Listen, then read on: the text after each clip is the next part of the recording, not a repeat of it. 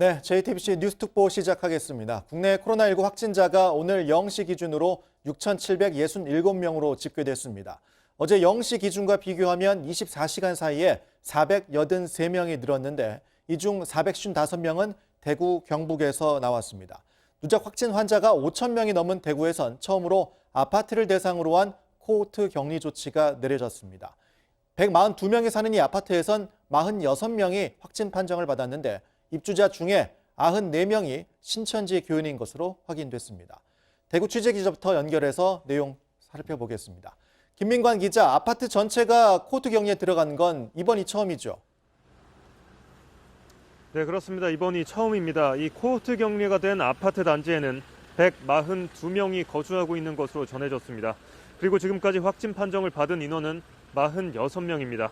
확진자 중 14명은 병원으로 이송됐고 32명은 입원 대기 중입니다. 코호트 격리 조치에 따라 현재 주민은 물론 외부인도 출입할 수 없는 상태입니다. 네, 권영진 대구시장이 이 아파트 주민의 상당수가 신천지 교인이라고 밝혔죠. 네, 그렇습니다. 대구시청은 확진자 발생을 심층 조사하는 과정에서 입주자 중 94명이 신천지 교인으로 확인됐다고 밝혔습니다. 아파트 주민의 65%가 넘게 신천지 신도인 겁니다. 특히 확진 판정을 받은 46명은 모두 신천지 신도인 것으로 확인됐습니다. 그리고 대구에서는 기저질환이 없는 사망자가 또 나왔다는 보도가 들어와 있습니다. 네, 어제 오전 10시쯤 칠곡 경북대병원에서 78살 남성이 사망했습니다. 보건당국은 이 남성이 기저질환은 없던 것으로 파악됐다며 코로나19로 인한 폐렴이 직접적인 사인이라고 밝혔습니다. 이로써 전국 코로나19 사망자는 46명으로 늘어났습니다. 지금까지 대구시청에서 JTBC 김민관입니다.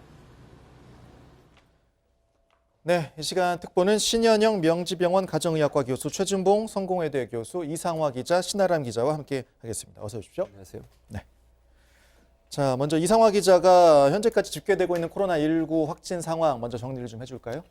네, 그렇습니다. 확진자 수가 어제보다 483명이 늘어서 6,700명을 넘었습니다. 다소 등락은 있지만 매일같이 500명가량의 추가 확진자가 나오고 있는 상황입니다. 이때까지랑 비슷하게 대구와 경북을 중심으로 확진자가 늘고 있는 상황인데요. 대구의 경우 확진자가 5,000명을 넘었습니다. 지금까지는 신천지 신도 위주로 확진자가 나왔었는데요. 이제는 다른 집단 감염이 늘고 있는 상황이라고 정부는 파악하고 있습니다. 예. 신천지 신도 확진자도 아직 여전히 많지만 일반 시민들의 진단 검사 양성률이 9%에서 10% 수준이라고 밝히고 있는 상황입니다. 또 경북 확진자도 1,000명을 넘었는데요. 경북의 경우 경산시와 봉화군 등에서 요양시설 위주로 환자가 주로 발생하고 있는 상황입니다. 예. 네, 수도권과 다른 지역에서도 병원이나 가족 감염 같은 감염이 좀 산발적으로 늘어나고 있는 상황입니다. 사망자는 2명이 늘어 46명까지 늘었는데요. 이제 방역당국은 고령이거나 기저질환이 있는 사람이 확진된 지 얼마 안 돼서 사망하는 경우가 늘고 있다고 밝혔습니다. 이런 환자들의 경우 증상이 일반인하고 달리 좀 늦게 발견되는 경우가 많고요. 또 이런 환자들이 악화가 빠르게 진행돼서 사망까지 이르는 경우가 많다고 설명을 했습니다. 네, 신 교수님. 먼저 지금 질병관리본부도 그렇고 대구시에서도 일단 일일 신규 확진자 추세는 일단은 확산이 조금씩 누그러지는 추세다 이렇게 분석은 하고 있는 것 같습니다. 하지만 앞서 이상화 기자가 얘기한 것처럼 이제 신천지 진단 검사는 완료가 돼가고 있지만 일반 시민들의 이 진단 검사 양성률도 9에서 10%대가 나오고 있기 때문에 안심할 수 없다 이렇게 분석을 하고 있거든요. 어떻습니까? 예, 맞는 말씀입니다. 예. 그렇기 때문에 지금 대구 경북 지역에서도 신천지의 유증상자 그리고 무증상자 중심으로 검사를 했었고요. 예. 이제 대구의 일반 시민한테도 어느 정도의 바이러스가 전파가 돼 있고 이런 것들이 확인되고 있는 단계라고 보이는 거죠. 그렇기 때문에 우리가 너무 또 대구 경북에만 집중할 것이 아니라 예. 이제는 전국적으로 이런 소규모 집단 유행에 대한 발생을 어떻게 예방할 것이냐. 만약에 이런 것들이 많이 바이러스가 배포되어 있다면 이걸 어떻게 조기에 발견할 것이냐. 이런 쪽으로도 이제 행정력을 관심을 가지고서는 투여해야 된다는 의미로 보입니다. 네.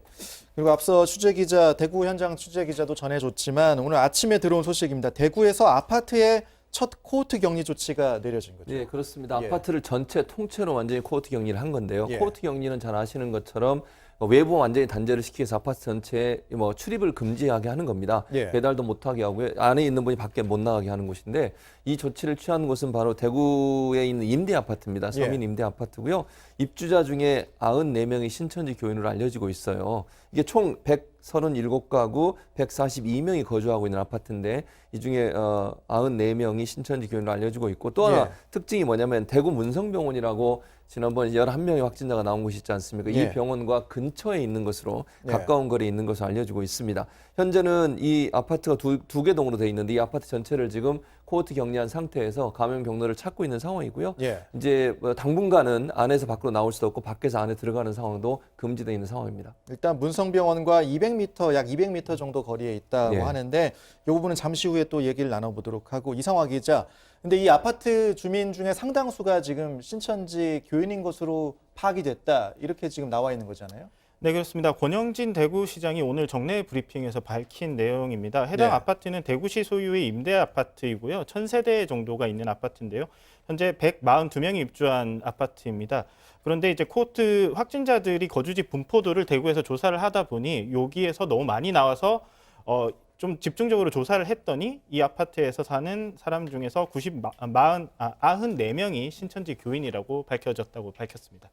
신 교수님, 이게 지금 역학조사를 뭐 해봐야 되겠습니다만 아파트 내 감염이라기보다 어떤 신천지 교인들이 집단으로 거주하고 있던 아파트였기 때문에 이전에 어떤 종교활동이나 집회활동에서 전염이나 감염이 됐을 가능성 이런 부분도 좀 생각하고 봐야 될 것 같습니다. 어떻습니까? 그런 가능성도 배제를 못하는 것이죠. 워낙에 이게 지역 사회 감염이라고 하면 같은 생활권을 가진 사람들끼리 바이러스를 주고받고 전파를 하는 거기 때문에 예. 이런 신천지 교민 통한 이런 바이러스의 감염 전파성 아니면 근처의 병원에 의해서 뭐 여러 가지 그런 왔다 갔다 하는 생활권을 공유하기 때문에 어디로 옮겼는지에 대해서 역학조사가 필요하겠지만 아직까지는 이거를 명확하게 단정내기는 어려운 상황입니다. 네, 지금 이 얘기도 있습니다. 이 임대 아파트에 이제 거주할 수 있는 기준이 35세 이하 이제 미혼 여성들이 입주를 할 수 있다고 해요. 네, 그렇습니다. 지금까지 나온 보도들을 보면 이 신천지 교인들은 20, 30대가 많다 이런 예. 보도들이 나왔는데 그 예. 내용과 좀 맞아떨어지는 부분이 있는 것 같습니다. 일점 그런 의혹이 생길 수밖에 없죠. 말씀하신 것처럼 신천지가 주로 포교 대상으로 삼는 분들이 젊은 분들, 특히 여성분들이 많은 것으로 알려지고 있고 그러다 보니까 결국 지금 여기 시립 임대 아파트 같은 경우에 35세 이하 미혼 여성에게 입주 자격이 부여되는 것으로 알려지고 있습니다. 예. 그렇다고 하면 거기에 사시는 분 중에 94명이나 신천지 교인이라고 하면 이 이제 35세 이하의 미혼 여성들이 입주할 수 있으니 그분들 중에 많은 부분이 신천지에 신천지 교인으로 활동했을 가능성. 예. 그래서 이 두 가지가 사실은 맞아떨어지면서 이 아파트에 이렇게 많은 사람이 감염되는 그런 결과를 불러왔을 가능성을 전혀 우리가 생각하지 않을 수 없는 상태, 즉 그런 연관성은 충분히 예측해 볼 수 있는 상황이라고 보여집니다. 앞서 문성병원 말씀해 주셨는데 문성병원에서도 한 11명의 확진자가 지금 발생했습니다. 그렇습니다. 어제 저희 대구 취재 기자가 이제 역학조사 결과는 명확하게 좀 봐야 되겠지만 맨 꼭대기층에 있는 교회에서부터 이제 감염이 됐을 가능성도 있다 이렇게 좀 지적을 했습니다. 그렇습니다. 이게 지금 문성병원이 특이한 게 전체는 병원이 맨 꼭대기에 교회가 있습니다. 문성교회라고. 이 문성교회에 다니는 주차관리원이 최초로 감염이 된 분이에요. 그러니까 24일 날 첫 확진 판정을 받은 분이 그 문성 저 병원의 주차관리원이신데 그분이 그 교회의 신도였다는 겁니다. 그래서 문성교회에서 이분이 확진되기 전에 10여 명과 식사를 한 것도 있어요. 그래서 아마 그분들 때문에 감염됐을 가능성 또는 본인이 감염을 해서 다른 사람한테 감염시켰을 가능성이 모두 다 예측되고 있는 상황이고요.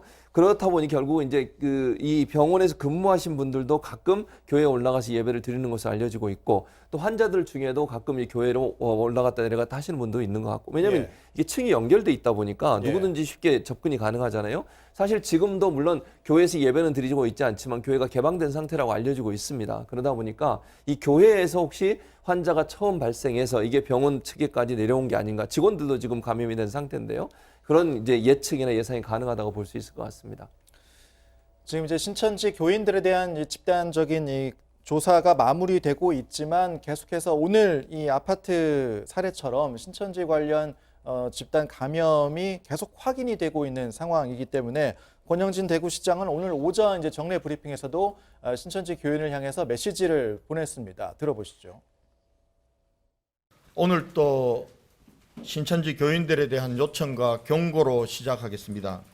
코로나19 확진자들의 거주지 분포도를 분석하던 중 해당 아파트에서 많은 확진자가 발생한 사실을 확인하고 심층 조사한 결과 입주자 중 94명이 신천지 교인인 것으로 확인되었습니다.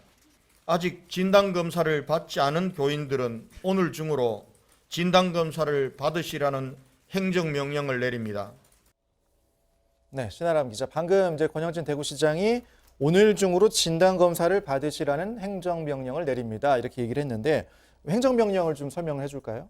네, 맞습니다. 일단 오늘 중으로 그 진단 검사를 받으라는 겁니다. 이걸 위반하게 되면 벌금 300만 원을 부과할 수 있고요. 아까 전에 보신 것처럼 권영진 시장이 요청과 경고로 시작하겠다고 강한 메시지를 전달했습니다. 예. 그러면서 행정명령을 내리게 된 배경에 대해서 설명을 했는데요. 그러니까 대구시가 관리하고 있는 신천지 교인 1,914명 중에 오늘 0시를 기준으로 진단검사를 받지 않은 교인이 1,768명에 달합니다. 그리고 어제 신도 709명이 검사를 받았는데 이 중에 33.3%가 양성 판정을 받았거든요. 그러니까 지난달 26일 마지막 집회 후에도 여전히 확진자와 오랜 기간 함께 생활한 사람이 많다는 점을 고려해야 된다는 겁니다. 그런데도 아직도 검사를 받지 않고 있어서 이런 강력한 행정명령을 내리게 됐습니다. 권영진 대구시장 같은 경우는 오늘 브리핑에서 또 어떤 얘기를 했냐면 이제 그 생활 이제 시설로 이제 격리 조치를 하게 되는데 이것을 이제 거부하고 있는 인원이 한 500명 정도가 된다 이렇게 얘기를 했습니다. 이 교육 시설로 격리를 하는 조치 이 부분은 방역 당국의 소관이다. 이걸 거부할 수 있는 것은 아니다. 이렇게 강하게 얘기를 했거든요. 어떻습니까?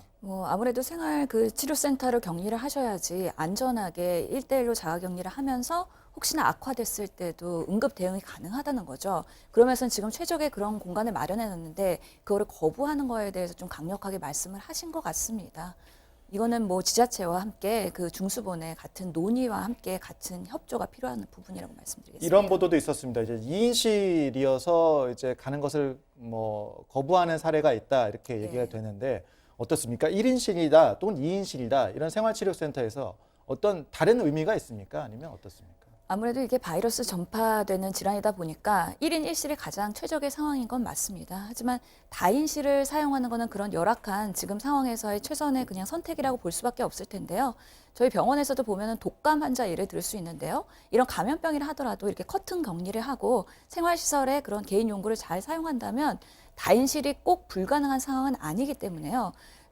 일반적으로 이런 가족 단위의 감염이거나 아니면 집단 생활이 꼭 불가피한 경우에는 또 그렇게 다인실을 사용할 수도는 있다고 판단이 됩니다. 지금 생활치료센터에서 증상이 완화되는 사례도 나오고 있는 것 같거든요. 오늘 이제 음성 검사 이제 검사를 시행했는데 음성으로 나오는 경우니까 지금 대구 중앙교육연수원에서 음성으로 나오는 경우도 지금 발생을 하고 있는 것 같기 때문에 생활치료센터에서의 완치도 좀 가능할 수 있다 이렇게 봐야 될까요? 충분히 어떻습니까? 가능한 거죠. 지금 뭐 우리가 알고 있는 코로나의 특성상 80%가 경증이고 자연 회복될 수 있다는 부분이지 않겠습니까? 그렇기 때문에 안전하게 우리가 생활지원센터로 격리를 한 것이지 거기서의 여러 가지 그 소소하게 발생할 수 있는 바이러스에 의한 증상들은 잘 대증요법으로 치료를 하면서 또 회복되는 걸 확인한다면 충분히 퇴원도 가능한 부분이죠. 네, 알겠습니다. 그리고 지금 오전 사이에 추가 사망자 소식들이 조금 더 들어와 있습니다. 신아람 기자, 지금 어떤 사례들이죠? 네, 일단 오늘 0시 기준으로 정부가 공식 집계한 사망자 수는 44분인데 네. 지금 대구에서 2분, 영천에서 1분이 더 돌아가셨다. 그래서 총 47분까지라는 속보까지 들어오고 있는데 예. 관련된 내용은 아마 이따 정은경 본부장 브리핑에서 나올 것 같고요. 그리고 46번째 사망자부터 말씀을 드리면 네. 어제 오전 10시 반쯤에 대구 칠곡 경북대병원에서 치료받던 70살 남성이 70대 남성입니다. 특별한 지병은 없는 걸로 확인이 됐고 사망 뒤에 확진 판정을 받았고요. 그리고 그 이전에 45번째 사망자 이야기를 말씀드리면 네. 경북 영천에서 70대 남성이 이틀 전에 발열과 오한 증상을 보였는데 확진 판정받고 집에서 입원을 기다려오다가 어제 숨졌다는 안타까운 소식도 이어졌습니다. 네. 지금 이제 46번째 사망자로 이제 추정이 되고 있는 이분은 기저질환이 없던 걸로 알려지고 있는데 33번째 사망자가 이제 기저질환이 없었다 이런 사례가 있었기 때문에 아직은 사례가 좀 적습니다. 그렇죠. 어떻게 좀 봐야 될까요? 아무래도 상대적으로 그런 사망으로 연결되는 가능성은 기저질환이 없는 사람들이 낮긴 한데요. 중국에서 보고된 그 WHO 보고서를 보면 동반 질환이 없다고 하더라도 사망하는 사례가 한 1.4% 정도 됐었거든요. 중국의 사례. 예, 그렇습니다. 그래서 기저질환이 있는 경우에는 10%가 넘는 그런 사망으로 연결될 가능성이 높긴 하지만 기저질환이 없다고 해서 고령인 경우에 사망에서 자유롭다, 안전하다라고 말을 할 수는 없는 상황인 것이죠. 네. 알겠습니다. 그리고 잠시 후에 이제 방역대책본부 브리핑이 이어질 텐데 교수님, 국가 이제 1급 보안 시설입니다. 예. 정부 세종청사에서도 오늘 보건복지부 소속 직원이 1명이 확진됐다 이런 소식도 와 있죠. 그렇습니다. 이게 두 번째 확진자인데요. 첫 번째 확진자는 국가보훈처에 근무하신 분이 지난 5일 날 확진을 받았고요. 네. 이제 보건복지부 하면 잘 아시는 것처럼 방역을 책임지는 곳 아니겠습니까? 네. 그래서 지금 당장 큰 변화가 뭐냐면 원래 이 10동이거든요. 이게 네. 그 세종청사에 가보면 동이 여러 군데 있는데 네. 그중에 10동에 있는 분이 감염이 돼서 브리핑 자체를 10동에서 다른 곳으로 옮겼다고 얘기가 나오고 있는 상황입니다. 알겠습니다. 네, 브리핑 듣고 와서 다시 듣고 이어가도록 하겠습니다. 먼저 코로나 바이러스 감염증 19의 국내 발생 현황을 말씀드리겠습니다. 3월 7일 0시 현재 총 누적 확진자 수는 6,767명이며 이 중 118명이 격리 해제되어 있는 상황입니다. 총 사망자 수는 현재까지 46건이 확인이 돼서 어제와 비교해서 4건이 증가했습니다. 전국적으로 집단 발생의 연관성을 확인한 경우가 약 73%입니다. 기타 산발적인 발생 사례 또는 아직도 조사가 진행 중인 사례가 나머지 27% 정도 됩니다. 전체적으로 주요 집단 발생 사례 중에 신천지와 관련된 것이 다수를 차지해서 세부적으로는 63.5%가 전체적으로 신천지 교도와 신도들과 관련이 돼 있고, 다만 아직도 신규 사례 또 조사가 진행 중인 사례들이 있기 때문에 전체 규모는 더 늘어날 가능성이 있습니다. 저희 중앙방역대책본부에서는 그 의료기관이라든지 사회복지시설, 종교시설 등 집단 발생의 많은 수가 전체적으로 볼 때는 약 70% 정도가 의료기관, 사회복지시설, 종교시설 등을 중심으로 발생을 하고 있습니다. 추가 전파를 막기 위해서 각 지방자치단체가 해당 시설 기관 등과 적극적인 협조 체계를 갖춰줄 것을 당부드립니다.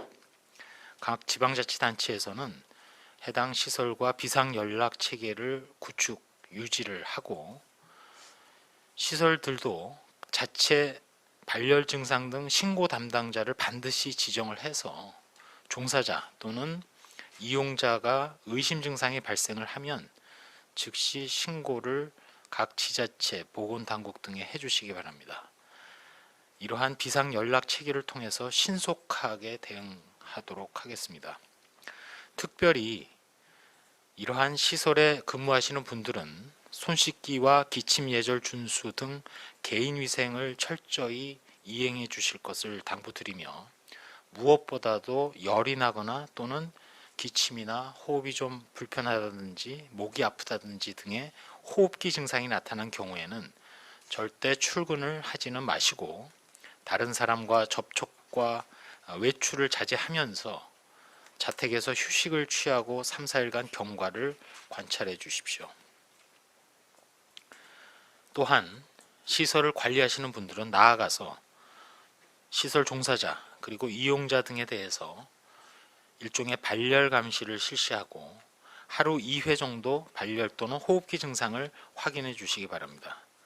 의심 증상이 있는 직원 및 이용자에 대해서는 출근 또는 시설에 대한 이용이 이루어지지 않도록 사전에 적극적으로 안내하는 등 철저히 대비해 주시기 바랍니다.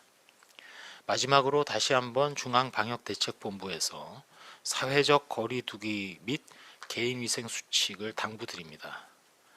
주말을 맞이했습니다. 주말을 맞아서 가능한 모든 모임, 외출 등을 자제해 주실 것을 부탁드립니다.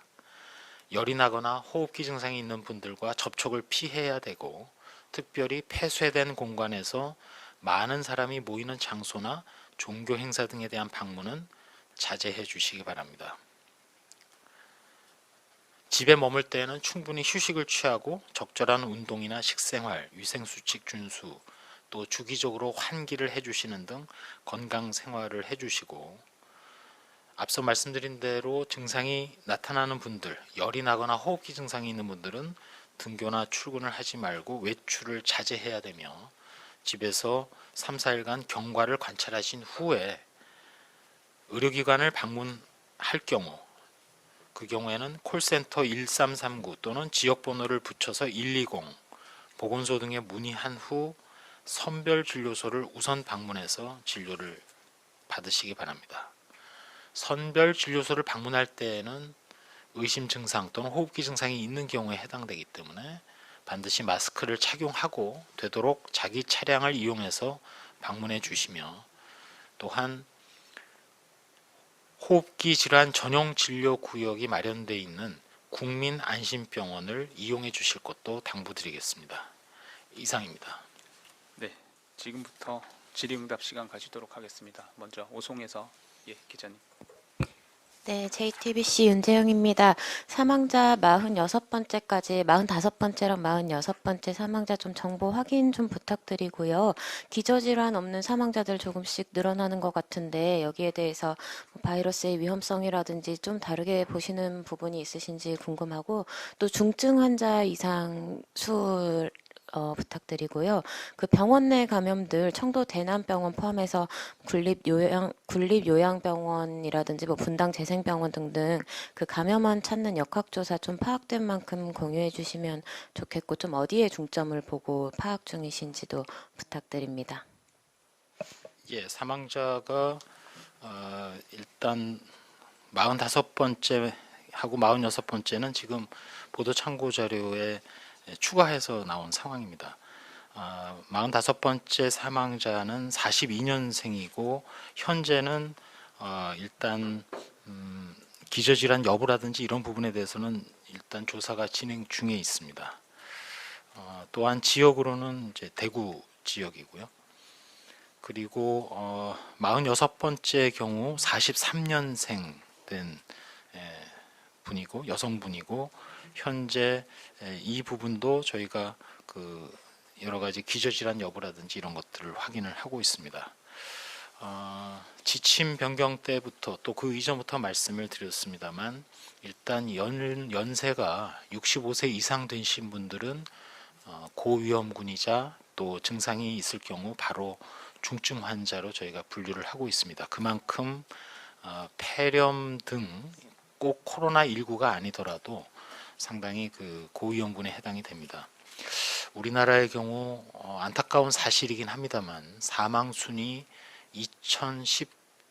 2018년의 분류에 따르면 1, 2, 3위 중에 3위에 이미 폐렴이 들어가 있습니다. 그 전까지는 폐렴의 사망 원인 순위가 4위였다가 뇌혈관 질환을 앞서서 이제는 암이 사망 순위 1위, 그 다음에 심장질환 3위가 폐렴이 될 정도로 인구도 고령화되고 여러 가지 상황이 지금 늘어나 있는 것이 사실입니다. 물론 그럼에도 불구하고 저희가 그 어르신들을 중심으로 해서 코로나19와 관련해서 중증으로 연령을 하나의 위험 요인으로 삼았기 때문에 환자 전달책이나 또 관리에 있어서 더욱더 만전을 기하도록 그렇게 하겠습니다. 기저질환 여부와 관련해서도 사실은 연령 그 자체도 고위험군의 하나의 요소가 되기 때문에 앞서 말씀드린 폐렴의 최근에 전반적인 증가라든지 이런 것들 따라서 그 두 번째 질문하신 것은 그 부분으로 설명을 드리도록 그렇게 하겠습니다. 중증 환자 부분과 관련해서는 조금 이따 다시 설명을 드릴 거고요. 그 현재 각 의료기관 또는 시설에서 발생하는 집단 발생 사례들과 관련해서는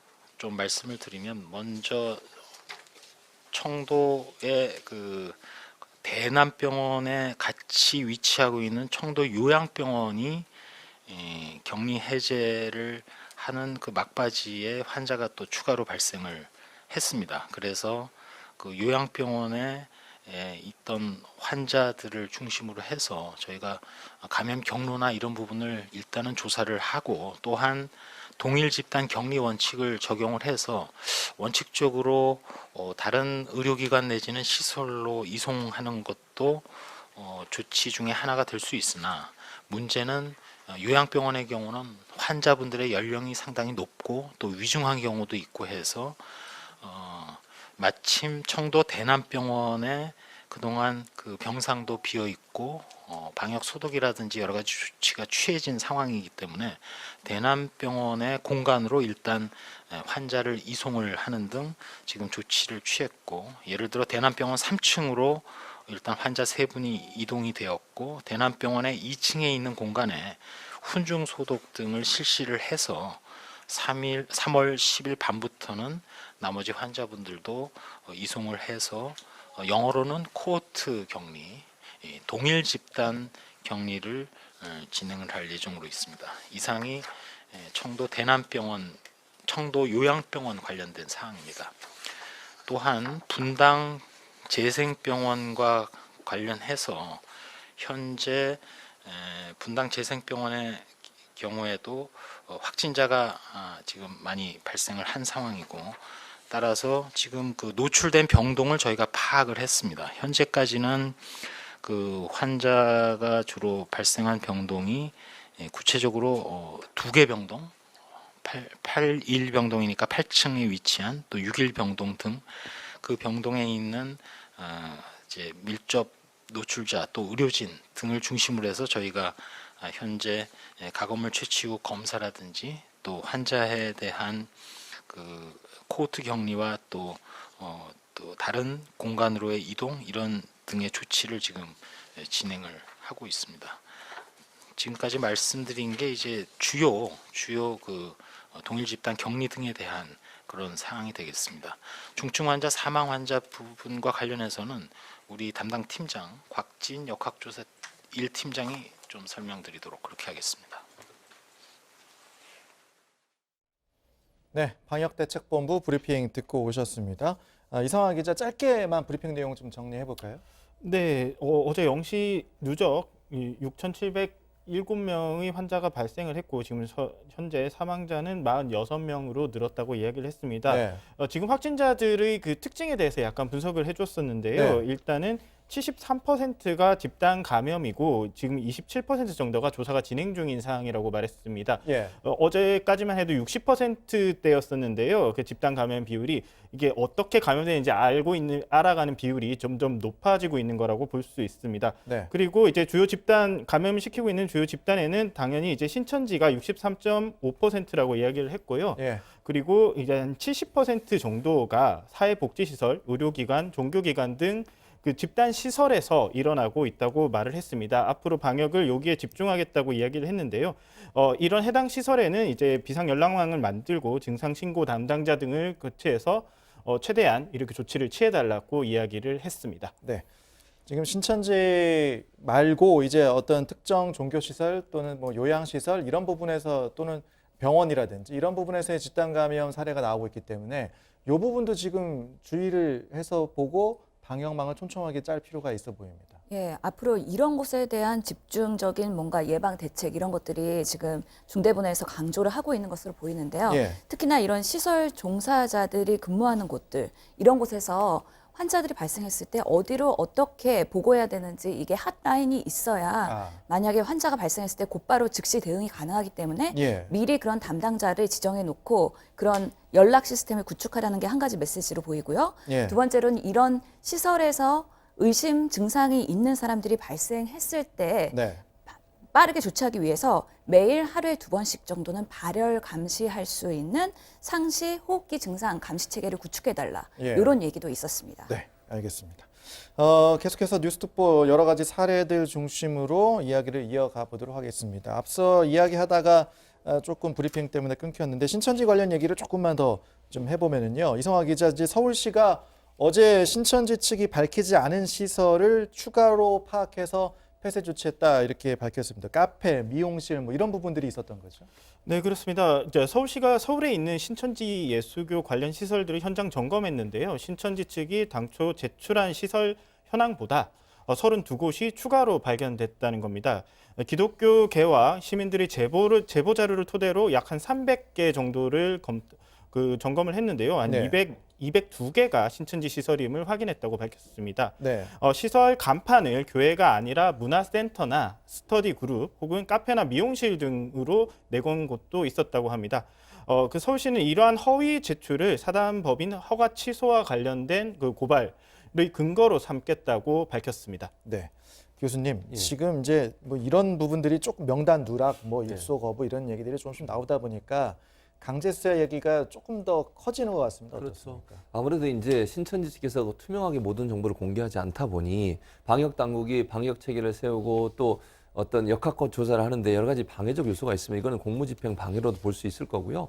방역 체계를 제대로 작동시키는 데 상당히 부정적 영향을 미칠 수 있습니다. 그래서 오늘 이재명 지사 같은 경우도 페이스북에 글을 올렸는데 이렇게 올렸어요. 예. 어둡고 거대한 힘 뒤덮어 오는 느낌이다. 이게 신천지를 두고 하는 말입니다. 예. 그러니까 신천지가 제대로 뭐 지금 경기도 같은 경우도 본인들이 행정 조사를 통해서 밝히는 내용과 신천지가 처음에 경기도에 제출한 내용이 너무 다르다는 거죠. 그런 부분도 문제가 되고 있고 허위 명단 제출한 부분 그리고 집회에 참석한 사람들의 명단을 제대로 알려주지 않아서 제대로 모든 사람을 조사하는데 한계가 있는 거 아니겠습니까? 예. 그래서 강제로 행정조사도 했고요. 최근에는 또 과천에 있는 그 본거지라고 할 수 있죠. 신천지의 본거지라고 해서 과천 교회에 대한 행정지도도 했었고요. 행정조사도 했었고요.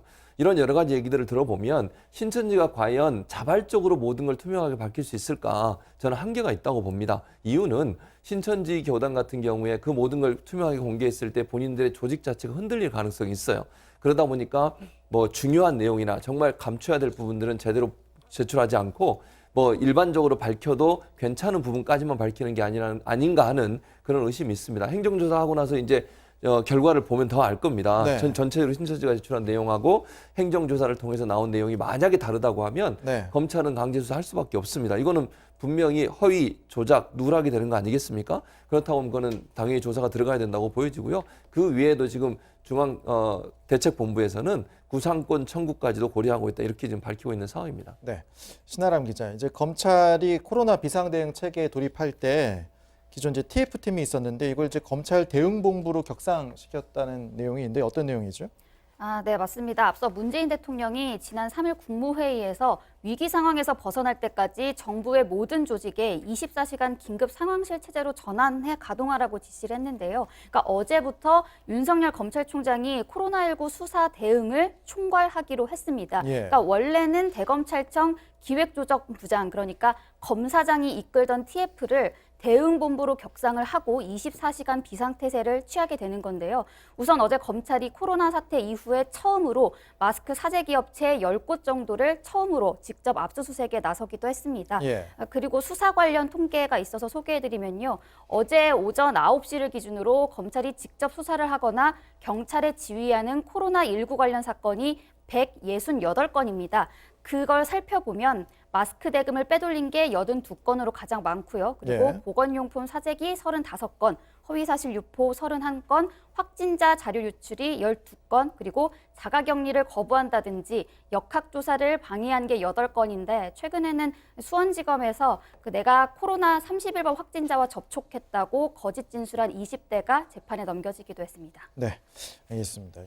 이제부터는 집단 감염 사례들을 좀 중심으로 분석을 해보도록 하겠습니다. 먼저 앞서 브리핑에서도 언급이 됐습니다. 분당 재생병원 11명의 확진자가 발생했는데 이곳이 이제 국민안심병원이에요. 호흡기 환자와 비호흡기 환자를 이제 분리해서 진료한다고 했던 국민안심병원인데 일단 이곳에서도 확진자가 나왔기 때문에 상황 어떻게 좀 보고 계십니까? 그렇죠. 국민안심병원이라고 하면은 보통은 이렇게 호흡기 환자 그리고 비호흡기 환자를 분리해서 봅니다. 네. 그런데 이 분리라는 체계가 사실 애매한 환자들이 항상 있게 마련이거든요. 예. 기존의 비호흡기 환자들도 코로나19에 노출됐는데 증상이 발현되지 않은 상황에서는 비호흡기 환자로 분류돼서 기존의 병원을 이용할 수가 있다는 것이죠.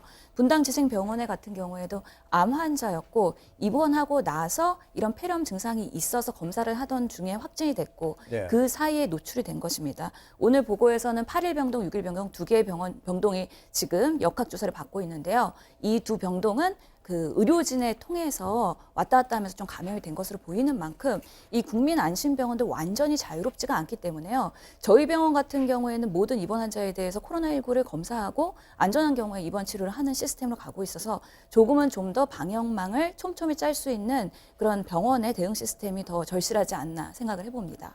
이게 지금 분당재생병원 사례에서 볼 수 있는 게 그러니까 특별한 호흡기 증상이 없는 기저질환자의 경우에 이것을 이제 코로나19로 얼마나 빨리 검사를 하고 확진할 수 있을 것이냐, 이것이 쉽지 않은 부분이 현실적으로 있기 때문에 어려운 부분 아니겠습니까? 맞습니다. 예를 들어서 발열 환자가 왔을 때 다른 원인으로도 충분히 발열이 있을 수 있기 때문에요. 그런 경우에 어떻게 해야 되는 거냐.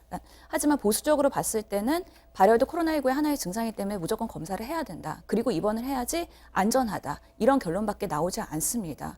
그러면서는 조금 더 이런 국민암심병원에서는 이 안심외래진료센터에서 볼 수 있는 환자의 적응증을 늘려갈 수밖에 없는 현실이 있습니다. 이것과 비슷한 연구 결과가 중국에서 있었는데 코로나19의 초기 증세가 점점 드러나지 않는 쪽으로 변해가고 있다. 뭐 이런 연구 결과가 있는 것 같습니다. 예, 그래서 보고된 그 중국의 사례이긴 한데요. 예. 실제로 1월 달에 첫 주, 그리고 두 번째 주, 그 확진자의 임상 증상을 비교한 결과를 보고한 사례입니다. 네. 실제로 그 첫 주와 둘째 주에 임상 증상이 얼마나 더 확연하게 나타나느냐. 예를 들어서 발열과 호흡기 증상이 퍼센테이지가 몇 %나 더 높았느냐 했을 때 그 후순위에서 진단된 그 결과에서는 임상 증상이 상대적으로 퍼센테이지가 낮았다는 거죠. 아. 그러면서는 이 코로나 바이러스가 우리 사람에 들어가면 뭔가 임상 증상을 발현하는 게 조금 더 나중에는 변종이든 어떤 원인이든 간에 더 적게 발생하는 게 아니냐. 그래서 더 우리가 확진하는데 어려움이 있는 게 아니냐라는 하나의 논문이긴 합니다. 예. 하지만 제가 봤을 때는 아직까지는 의학적인 근거 수준이 높지는 않고요. 예. 그냥 단순한 리포트이고 그 시차도 명확하게 충분한 시차를 두지 않았기 때문에요. 예. 아직까지는 이거를 단정 짓기는 어렵다라고 말씀드리겠습니다. 네, 알겠습니다. 그리고 이제 다중 이용 시설에서의 감염도 좀 확산이 되는 것 같습니다. 코인 노래방, 동전 노래방, PC방 여기서 좀 우려가 좀 확산이 되고 있는 거죠. 그렇습니다. 잘 아시는 것처럼 지금 이 두 군데에서 여러 가지 이제 감염 사례가 나오고 있지 않습니까? 예. 이 두 군데 같은 경우에는 이 동전 노래방 같은 데는요 상당히 비좁고 예. 그다음에 순환율이 높습니다. 예. 그러니까 일반 노래방하고 좀 달라요. 그러니까 동전을 넣어서 노래하는 곳 같은 경우는 빨리빨리 사람들이 바뀌다 보니까 더 많이 감염의 우려가 있고 또 하나는 단순히 지금 마이크에만 커버를 씌우지만요. 마이크 말고 다른 부분에 접촉한 부분이 너무 많습니다. 예. 노래를 고르기 위해서 번호를 누르는 부분도 있고요. 그다음에 뭐 여러 가지 그 장치를 만지는 부분 이런 부분들 때문에 접촉이 늘어날 가능성이 있고 또 하나는 이제 이게 지하에 주로 위치하는 경우들이 많아요. 물론 뭐 모두 다 지하에 있는 건 아니지만 그러다 보니까 환기가 제대로 안 되고 밀폐된 공간이고 PC방 같은 경우도 어떤 사람이 썼는지 모르는 자판을 또 써야 되는 상황이 되는 거 마우스도 같이 사용하게 되고요. 또 공용 PC라고 있습니다. 들어가면 내가 들어가는 시간 나가는 시간 체크하는 그 공용 PC 같은 경우는 여러 사람이 또 만지기 때문에 위험성이 있고 또 이 노년층이 사실은 이제 바이러스 좀 위험한데 예. 기원이라든지 뭐 일명 콜라텍이라고 하는 유흥업소라든지 이런 장소들에 모이는 부분들을 좀 지양해야 된다 이런 생각이 들고요. 예. 줌바 댄스 수강생이 81명이 이제 관련돼서 감염이 됐었는데 이런 예. 공동으로 운동하는 시설 이런 시설들도 이제는 조금 당분간은 사용을 자제해야 된다. 왜냐하면 다중 이용 시설에서 지금 선발적으로 많은 부분 감염자들이 나오고 있기 때문에 우리 이제 국민 여러분들이 이런 부분들을 이용하는데 약간 지금 시기에는 조금 주의하시는 게 필요하지 않을까 이런 생각이 듭니다. 방금 이제 마침 이제 줌바 댄스를 말씀하셨기 때문에 신아람 기자 이제 이 워크숍이 있었던 걸로 지금 확인이 되고 있습니다. 줌바 댄스 워크숍. 예, 그렇습니다. 이 네. 줌바 댄스 강사분 두 번째 확진자죠. 그러니까 어제 확진 판정을 받았는데 지난달 15일 충남 천안에서 열린 줌바 댄스 강사 워크숍에 참석한 걸로 조사가 됐는데 예. 이곳에 대구 3명 등 전국 8개 시도에서 29명의 줌바 강사가 참여한 걸로 알려지고 있고요. 그러니까 줌바 강습 관련 확진자는 그러니까 지금까지 아까 81명에서 충남 천안에서만 82명으로 늘어난 상태인 걸로 보이는데 그러니까 충남시에 따르면 어제 오전 기준으로 충남 전체 확진자 93명 중에 92명, 그러니까 거의 한 99%가 예. 줌바 댄스 강사나 수강생 가족 등 관련자인데 이게 추가로 새로운 소식이 들어왔는데요. 그러니까 세종에서 세 번째 확진자, 복지부에서 근무하는 20대 여성이 확진된 걸로 조사가 됐는데 이분이 그 두 번째 확진자, 아까 말씀드린 줌바 댄스 강사의 수강생인 것으로 세종시가 파악하고 있습니다. 네, 알겠습니다. 이게 지금 조금 뭐라 그럴까요? 산발적인 집단 감염이 발생하는 국면이 조금 발생을 하고 있거든요. 뭐 병원이나 요양원, 교습소 아니면 다중 이용 시설. 아까도 저희가 지적을 했습니다만 이런 부분에 대한 전략이 지금 좀 필요한 시점이겠죠. 그렇죠. 우리가 이런 그 집단 뭔가 모임 되도록 자제하라고 하고 있는데 그럼에도 불구하고 이렇게 소규모 집단 사태가 계속 발생을 하고 있습니다. 우리가 두 가지 환경적인 요소 그리고 매개체에 의한 감염 두 가지 정도를 생각해 볼 수 있을 것 같은데요. 네. 이런 밀폐된 공간에서는 우리가 충분히 환기와 소독이 잘 되고 있는지에 대한 모니터링 시스템이 있어야 될 것 같고요. 예. 또 모이는 사람들의 구성원, 이들이 밀접 접촉을 하지 않도록 되도록이면은 거리를 둘 수 있는 시스템, 이 사람들이 뭔가 매개체를 통해서 감염이 될 수 있다라는 전제하에서 공용으로 사용할 수 있는 여러 가지 기기나 그런 것들에 대한 충분한 소독이 필요할 것으로 보입니다. 요 한 가지 사례를 조금 더 여쭤볼게요, 신 교수님. 오늘 부산에서 이제 임신부가 이제 확진 판정을 받기도 했습니다. 앞서 제가 지난주인가요? 뉴스토퍼 진행할 때 다른 전문가께서는 이제 수직 감염에 대한 이런 보고는 없었다 이렇게 말씀하셨는데 이제 태아에 대한 수직 감염이죠. 이게 어떤 식으로 좀 치료를 해야 되는 건지 수직 감염 우려가 정말 없는 건지 이런 부분도 좀 궁금해하실 것 같아요. 어떻게 좀 봐야 될까요? 예, 아직까지는 근거가 없다는 거죠. 수직 감염은 중국에서도 그런 산모가 감염됐는데 태아가 감염된 사례를 보니까 그 출산하는 그 환경 당시에서 노출돼서 감염이 됐더라는 보고는 있었지만 네. 아직까지는 수직 감염에 근거는 없다고 했습니다. 그럼에도 불구하고 임산부는 면역 취약자입니다. 예.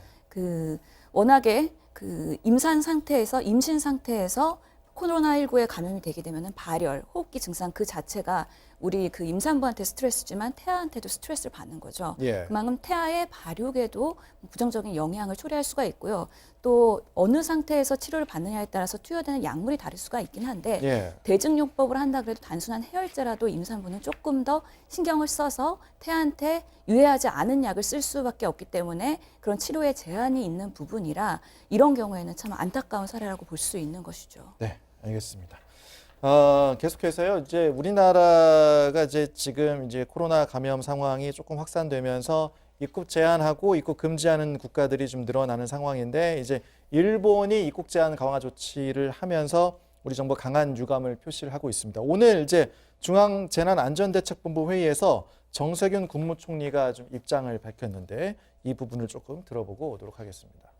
네, 이 부분 준비되면 좀 틀어주시도록 하고요. 네, 정세균 총리가 오늘 중앙재난안전대책본부 회의에서 밝힌 입장 들어보시죠. 우리의 오랜 이웃인 일본 정부는 차단과 외면을 선택했습니다. 일본 정부의 이번 조치는 과학적이지도 슬기롭지도 못합니다. 우리의 검사 역량은 세계 최고 수준이고 하루 10,000명이 넘는 대규모 검사와 검사 결과에 대한 투명한 공개는 세계가 코로나19의 특성과 정확한 치사율을 파악하는 데 크게 기여하고 있습니다. 일본이 과연 우리만큼 투명하고 적극적인지 의심스러운 상황에서 일본 측의 부당한 조치에 대한 우리의 상응 조치는 불가피합니다. 지금 이제 상응 조치 얘기가 나왔는데 어제 우리 정부가 상응 조치를 내놓은 거잖아요. 이 내용 어떤 내용이죠?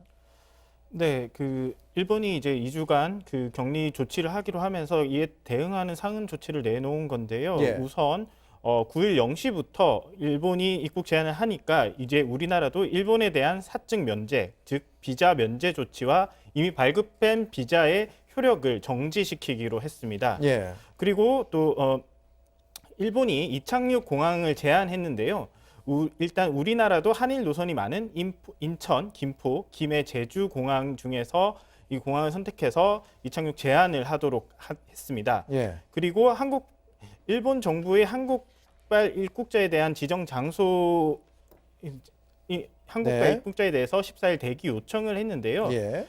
우리나라도 이제 일본에서 입국하는 모든 외국인에 대해서 특별 입국 절차를 시행하기로 했습니다. 예. 그리고 이제 한국의 위험 경보 수준을 일본이 이제 상향을 했는데요. 우리나라도 일본에 대해서 여행 경보를 2단계로 올리기로 이렇게 결정을 했습니다. 네. 오늘 정세균 총리가 일본이 과연 우리만큼 투명하고 적극적인지 의심스럽다 이렇게까지 이제 강하게 발언을 했는데 예.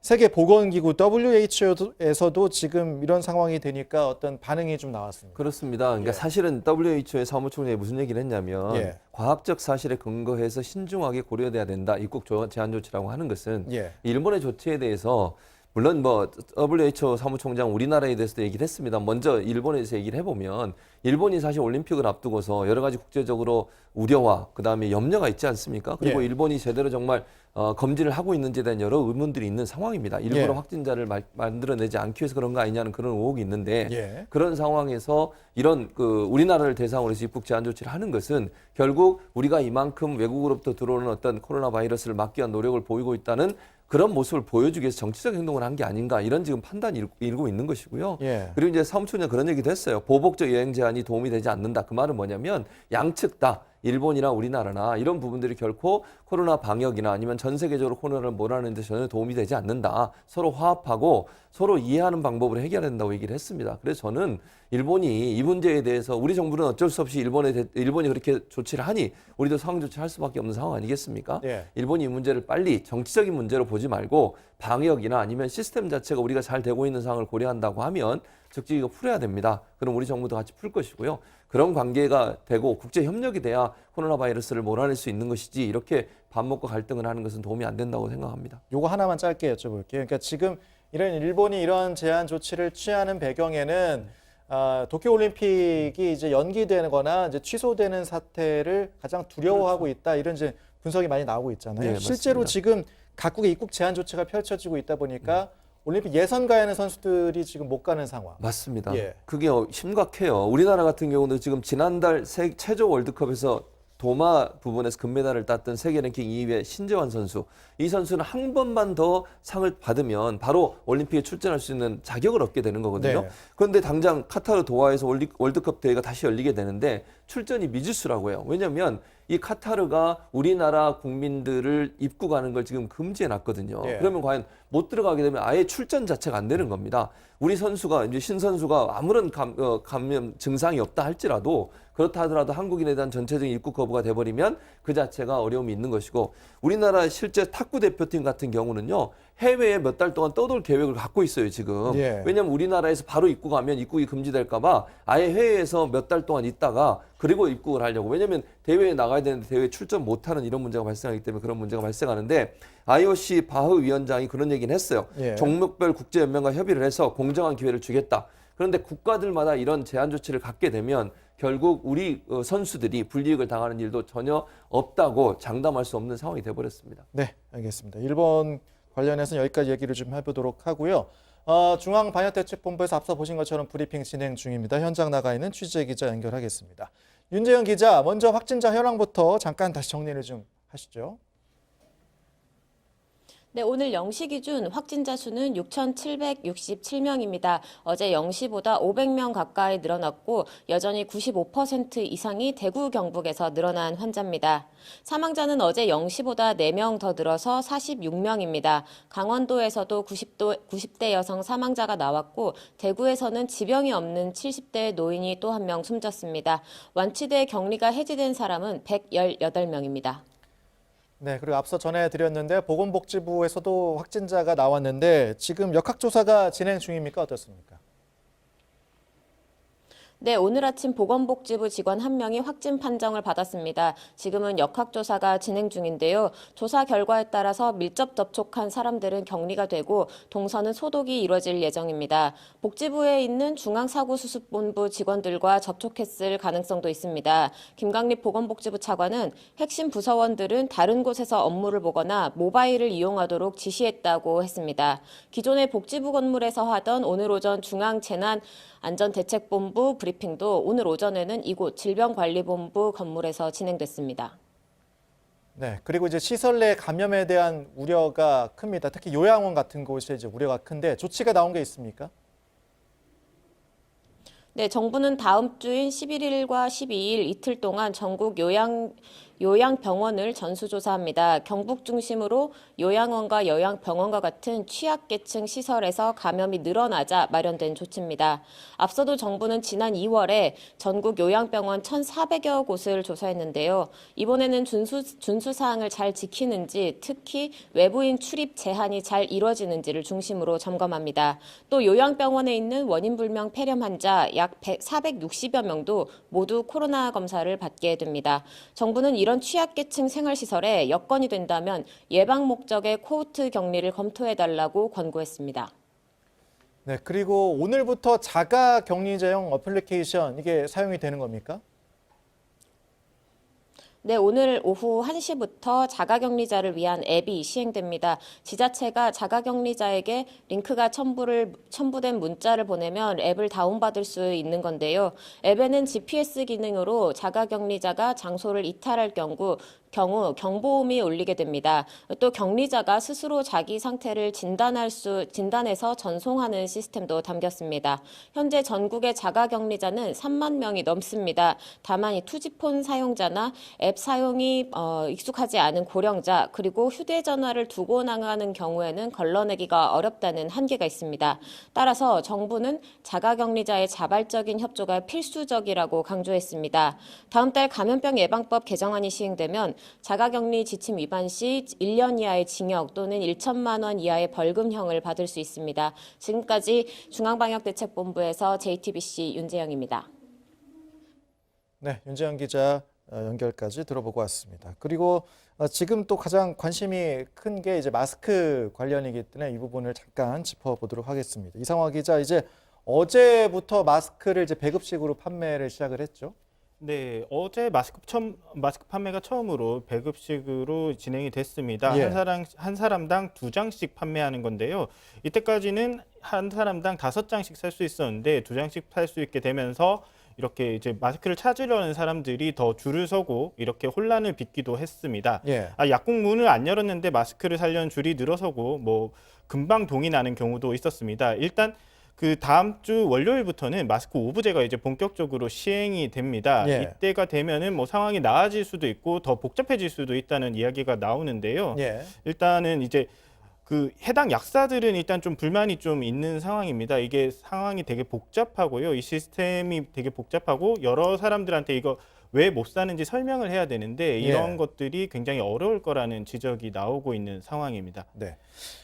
교수님, 어제 이제 대통령이 이런 지시를 했습니다. 지금 이제 문제가 되는 게 이제 대리 수령을 어떻게 할 것인가. 그러니까 이게 지금 뭐 대신 살 수도 있는 건 아니냐. 근데 이게 너무 타이트하다 보니까 이것을 좀 완화해야 된다는 이제 주장이 나왔고 대통령도 대리 수령 범위를 넓히라는 지시가 좀 나온 것 같습니다. 그렇습니다. 왜냐하면 원래는 원칙은 이거였어요. 장애인이 아닌 이상은 대리수령 못하게 돼 있습니다. 예. 그런데 그렇다 보니까 몸이 불편하시 연로하시거나 이런 분들은 직접 나가실 수 없는 경우들이 많아요. 예. 그래서 그런 불만 사항들이 또 나오기 시작했습니다. 예. 그러니까 조금 저는 이 정부에서 무슨 정책을 낼 때는 세심하게 여러 가지를 고려해서 내야 될 텐데 시간이 없다는 이유도 있겠습니다. 너무 급박하게 내다 보니까 이런 불만사항이 나오는 것이고요. 그래서 대통령이 그걸 나중에 들으시고 그러면 이렇게 좀 몸이 불편해서 어쩔 수 없이 못 나오는 분이 있을 수 있잖아요. 이런 분들이 대리 수령할 수 있도록 하는 조치를 좀 취해라. 그러니까 세심한 배려가 없으면 아무리 좋은 정책을 하더라도 그 정책에 대해서 국민들이 체감하는 정도는 불만이 또 나올 수밖에 없거든요. 그래서 대통령은 우리 공무원들이 조금 더 열심히 힘들겠지만 지역지역 다니면서 직접 얘기도 들어보고 정말 어려운 부분이 뭐냐를 실제 따져서 정책을 펴는 게 필요하겠다라는 차원에서 대리 수령할 수 있도록 그래서 몸이 불편하시거나 아니면 정말 연로하셔서 나올 수가 없는 상황 이런 상황 또 연세가 많으신 분들은 줄 서서 기다리거나 많은 사람 있는 곳에 가면 더 위험성이 높아지잖아요. 감염의 위험성이. 그러다 보니까 아마 이분들을 대리 수령을 할 수 있도록 하는 방안들을 찾으라고 그렇게 지시를 하신 상태입니다. 네. 일단 지금 약국에서는 1인당 2개까지를 구매를 할 수가 있고 이제 하나로마트나 우체국에서도 이 통합 시스템이 갖춰지면 그때서는 이제 2개씩 구매를 하실 수가 있는데 그 전까지는 이제 하나씩을 구매를 하실 수가 있습니다. 이런 부분들을 좀 잘 숙지를 하시고 마스크 구매에 나서셔야 될 것 같고요. 대리 수령 관련해서는 좀 대통령 지시가 있었기 때문에 좀 수정 사항이 있겠죠. 그럼요. 네. 그럴 가능성이 있습니다. 노령자나 어린이들에게는요. 그 부분이 또 나오는 대로 잘 살피셔서 마스크 구매하실 때 계획을 좀 세우셔야 될 것 같습니다. 세계보건기구 관련해서 앞으로 전망을 좀 얘기를 해봐야 될 것 같습니다. 신아람 기자, 이 세계보건기구가 날씨가 따뜻해져도 이 코로나19가 사라지지 않을 수 있다, 뭐 이런 이제 분석도 나온 것 같습니다. 네, 일단 기대입니다. 그러니까 코로나19가 유행성 독감처럼 날씨가 따뜻해지면 사라질 것이라는 그런 기대들이 나오지 않습니까? 예. 그거에 대해서 이제 WHO 관계자들이 설명을 한 게 있는데요. 일단 WHO 긴급대응팀 책임자가 얘기하기를 독감과 같이 코로나19가 여름철에 가라앉게 될 것이라는 건 그것은 가정일 뿐이다라고 하면서 바이러스가 계속 퍼질 수 있다고 생각하고 이것에 대비하라고 얘기를 했고요. 그리고 거브러여수스 사무총장도 비슷한 얘기를 했습니다. 이 바이러스가 굉장히 미지의 영역, 그러니까 우리가 미지의 영역에 있기 때문에 독감과 같은 인플루엔자가 아니기 때문에 대비를 해야 된다. 그리고 실제 싱가포르 보건부에 따르면요, 현지 기온이 한낮에 31도까지 오르지만 확진자 수가 이미 100명을 넘어섰고 또 날씨가 매우 더운 태국에서도 확진자가 48명이 발생한 상태입니다. 네.